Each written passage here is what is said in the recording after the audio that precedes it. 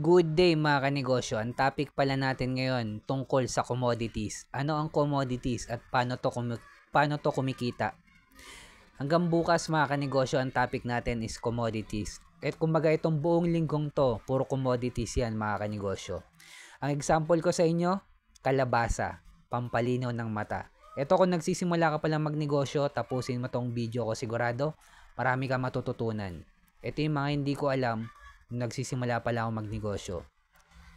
Ako nga pala si Jepoy, isang negosyante, isa rin akong DJ. Kung kailangan nyo pala ng DJ sa club, sa bar, sa event, message lang kayo dito sa page ko or comment lang kayo. Bilang negosyante, meron na akong 10 taon na karanasan na pagkalugi sa pagninegosyo. Tunay na negosyo lang tulad ng sari-sari store, barbecuehan, bilyaran, rental. Paano kumikita ang commodities na negosyo? Kwento ko lang mga kanegosyo, way back 2015, nung naitayo ko yung sari-sari store ko, yan yung una kong negosyong nalugi. Naitayo ko yan malapit sa school kung saan ako graduate ng college. Graduate po ako ng marketing management sa TIP Cubao, Technological Institute of the Philippines. Ang pangalawa kong nalugian na negosyo is barbecuehan. Hindi pa rin ako pamilyar sa Focus in One dito. Hindi pa ako pamilyar sa market ng mayaman, hindi pa ako pamilyar sa scale up yung negosyo natin sa level 2 business model, applyan ng franchising yan, distribution, manpower, software, licensing, platform. Hindi pa ako pamilyar dyan sa mga yan. Sa pangatlo kong negosyo na nalugi na bilyaran, medyo aware na ako sa mga Focus in One. Medyo alam ko na at ina-apply ko na rin siya sa negosyo ko nung sa pangatlo kong negosyo na nalugi, which is yung bilyaran. Sa una at pangalawa kong negosyo na nalugi, hindi ko pa alam kung ano yung commodities na negosyo. Ang commodities excuse. Ang commodities na negosyo, ito yung mga pangunahing produkto or pangangailangan ng tao tulad ng bigas, tubig, yung mga nagtitinda sa inyo ng mga mineral water, mga kanegosyo, commodities na negosyo yan. Dahil yun yung mga pangunahing pangangailangan ng tao, hindi ka basta-basta makapag-markup dyan. At kasama na tong gulay na kalabasa. Pag sinabing commodities, mga kanegosyo, kung gusto mong ibenta, halimbawa, gusto ko ibenta yan ng 100 pesos isa. Pero ang bentahan lang niyan 20 pesos. Tingin mo ba bibili niya ng customer sa akin, mga kanegosyo? Hindi. At pwede pa akong ireklamo sa DTI dahil sa overpricing. At pwede pang ipasara yung tindahan mo, mga kanegosyo. Sa commodities na negosyo, hindi ikaw magdidikta kung magkano mong presyo mabebenta yung produkto na yan. Susunod ka kung anong tinakda ng merkado at gobyerno sa commodities na mga paninda. Bilang negosyante, mga kanegosyo, mas ina-advise ko at ang makapasok lang din sa commodities na negosyo, ito yung marami kang puhunan. Kumbaga, may milyon ka, may 1,000, 100,000 kang puhunan.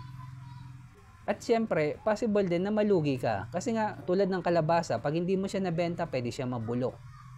So, may mga risk pa rin. Pero sa commodities nga, mabilis kasi paikutin yung pera mo dyan, mga kanegosyo. Basta may puhunan ka. Ang mahirap naman dyan, sa sobrang dami nyong merong puhunan, dyan naglalabanan yung price war. Kumbaga, pababaan na kayo ng presyo dyan. Sobrang liit na lang ng kinikita nyo. Papatayin ka niyan sa price war naman, mga kanegosyo. Kasi nga hindi ka basta-basta makapagtaas ng presyo sa merkado, mga kanegosyo, sa commodities na produkto. Ma-advise ko, mga kanegosyo, kung nagsisimula ka palang magnegosyo, ikaw yung nag-create, ikaw yung gumawa ng produkto mo. Halimbawa, itong salamin.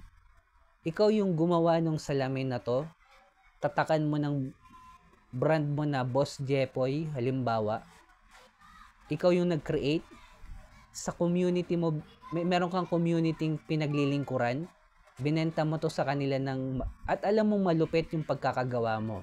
At pwede doon mga kanegosyo, doon ka pwede makapag-markup ng malaki. Kung ikaw yung may-ari ng produkto, sa'yo yung brand,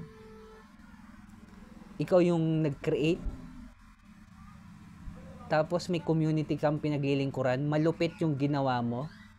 Tulad ng recipe ng ulam. Alam mong masarap na recipe yung nagawa mo, pwede ka mong ibenta ng mahal mga kanegosyo. Kasi ikaw yung nag-create, ikaw yung nag-compose ng kanta, ikaw yung nag-create ng lamesa, through furniture, ikaw yung nagka-carpentry, ikaw yung nagtatahi ng polo na to. At alam mo, kahit sabi mong bench patong polo ko, alam mo mas malupit pa yung nagawa mong produkto kaysa sa bench na polo na binili ko. At doon mga kanegosyo, tatakan mo ng sarili mong brand. Boss Jepoy brand halimbawa. Pwede mo nang ibenta yung tinahi mong polo na alam mo malupit. Pwede mong ibenta sa mahal at markupan ng malaki. Kasi alam mo malupit yung pagkakatahi mo ng polo na yon. Yung ginamit mong tela, alam mong malupit. Doon mga kanegosyo, makapag-markup ka ng malaki kung ikaw yung nag-create.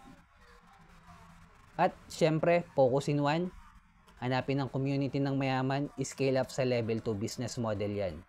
Panghuli, kailangan na natin gumawa ng original content dahil kasama na sa trabaho natin to bilang negosyante. At kung umabot ka sa dulo na video na to, comment mo naman sa baba, kalabasa, heart mo na rin to, subscribe ka na rin sa akin. Bilang negosyante, kung dumadanas tayo ng pagsubok or struggle, huwag natin kalimutan mag-pray kahit anong religion natin. Ingat tayong lahat. Peace.